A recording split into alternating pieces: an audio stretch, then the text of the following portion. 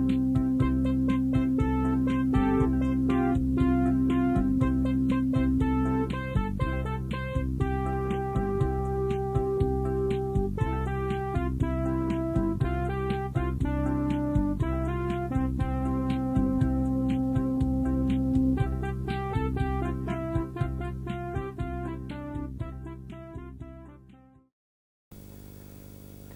let's look at the mask. What are the questions about that?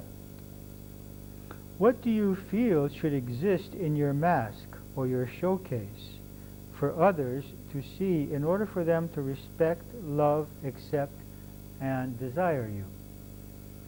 Which of these burden, bore, or restrict you the most?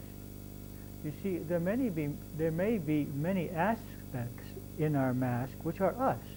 That I believe that I should be a kind person, but I am a kind person, and it doesn't cost me any energy to be a kind person. So that's not a problem. So we're looking for the aspects of our mask which tire us, that I'm making an effort to be kind. I'm making an effort to say yes. I'm not doing what I really feel, what I really think. So it's not a problem if there are parts of our mask which we believe we must have but are natural to us. We're not concerned about those natural qualities. Okay? Number 3. What are the beliefs which make you maintain these despite the energy waste or self-repression?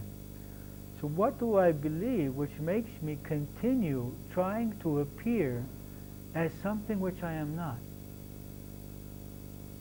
What do I believe which makes me do this? 4. What are the experiences or messages from the past that have led you to these convictions? What have I experienced in the past which causes me to believe that it's just that I must be this way? One of the most common, I guess the two most common masks are, I am strong and I don't need any help. Many people put on the role of the strong person. Or I'm not hurt when I'm really hurting, you know. The strong person who's not hurt.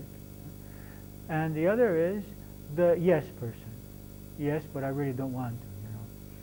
So these are the two main masks that burden us, that tire us in life. Okay, so we may want to look as to where we're not sharing our pain or sharing our fear or our weakness, and where we are not sharing the fact that there are some things we do not like to do, we prefer not to do. There may be many other things, but these are the most popular in our masks. Okay? And the 5th question is, what do you want to do about your mask? Okay, this is something I'd like you to try to answer these questions for next week. Observe yourselves during the week and see what is coming up that you're not sharing, and what is it that you're trying to put on in life, because it is tiring. It is extremely tiring. Now,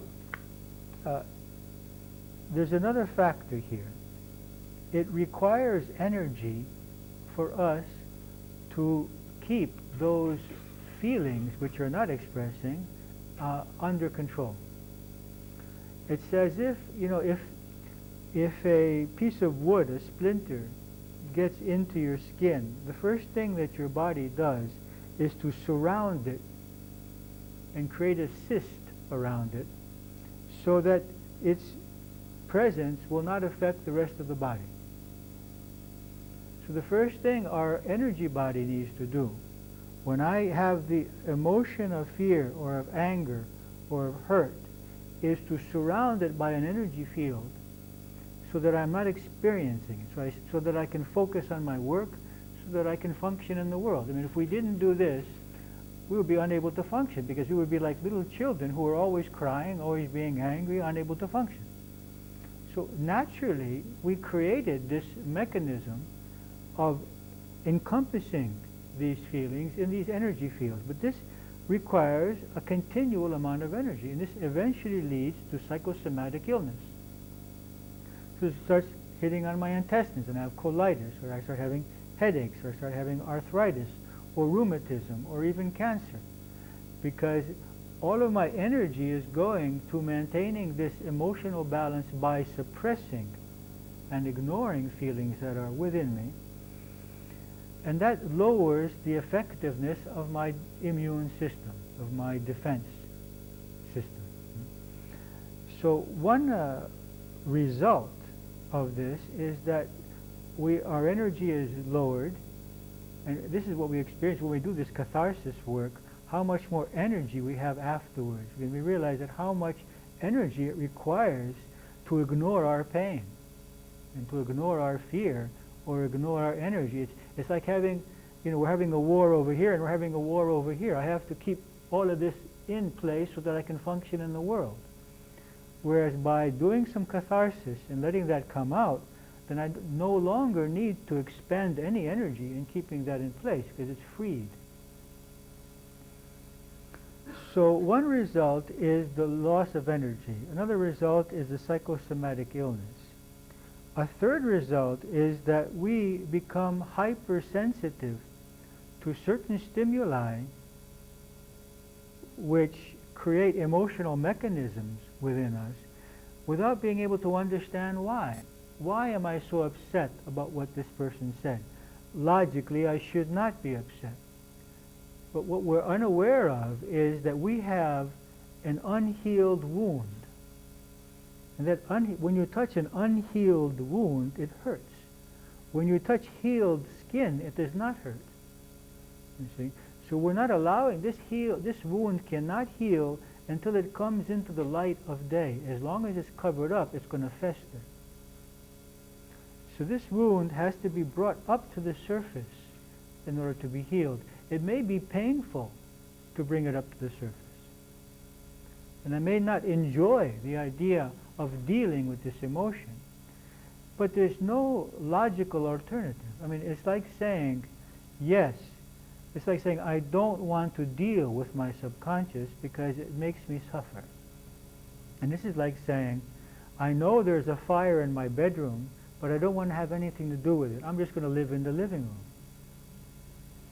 Yeah, but that fire is gradually going to go into the hallway, and eventually it's going to come into the living room. And suddenly I'm going to be ill.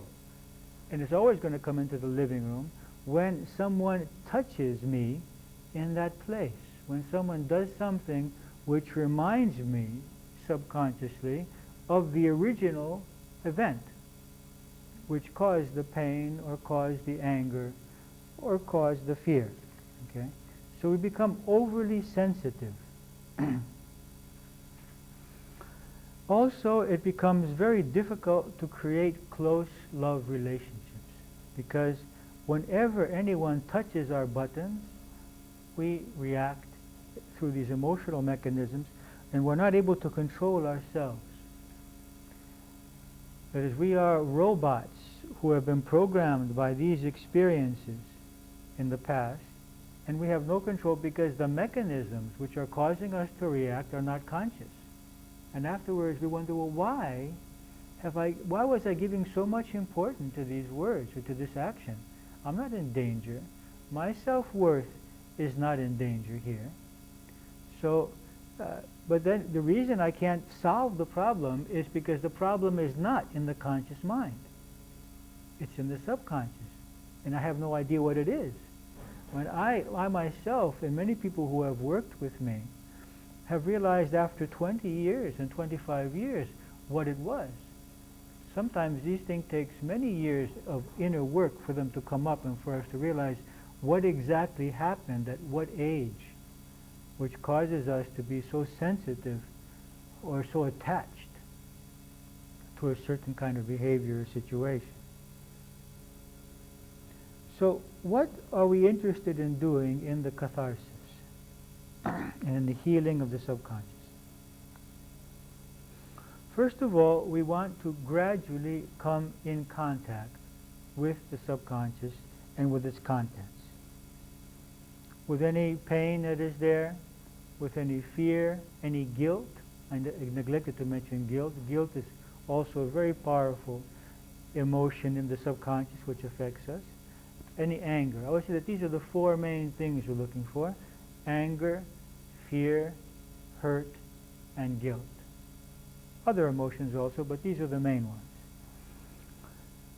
The second is to accept the part of ourselves which feels this way. Because what we tend to do is we tend to reject that part of ourselves. The first step is coming in contact with it, and the second step is accepting it. Accept that there is a part of myself which fears. It's okay. Accept that there's a part of myself which is angry. It's okay. Okay? So that's the second step.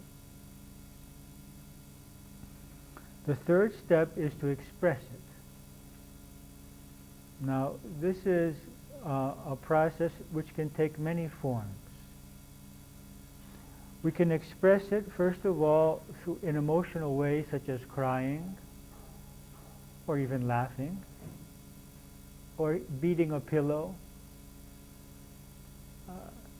or any kind of movement, or making any kind of sounds, any kind of words or through shouting, anything that comes to us. So one way is through various types of emotional expression. Another way, which is easier in the beginning, is to write what we are feeling. Many people feel more safe. They feel safer with writing than they do with crying or hitting a pillow. So we could write about the feelings.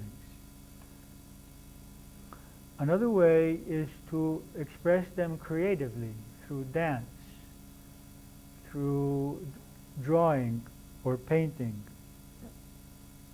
through poetry, through theater.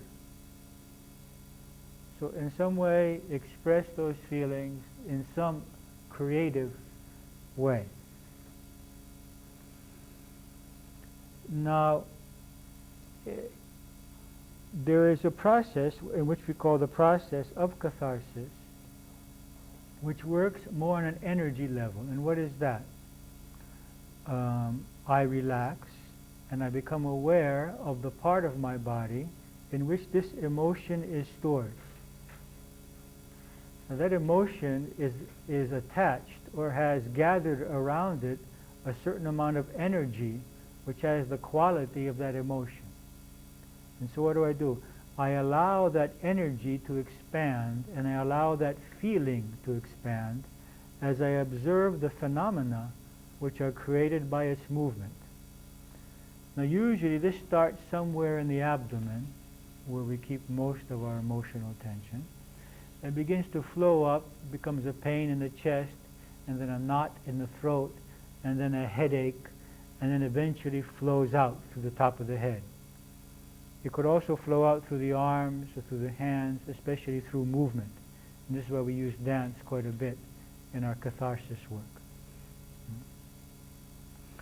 So the whole idea is doing the opposite of deep relaxation. In deep relaxation, we would seek to remove ourselves from any feelings or from any thoughts, whereas the catharsis technique is to go into any feelings and allow them to expand and to fill my being so that I stop being an observer of that and become a vehicle for its expression.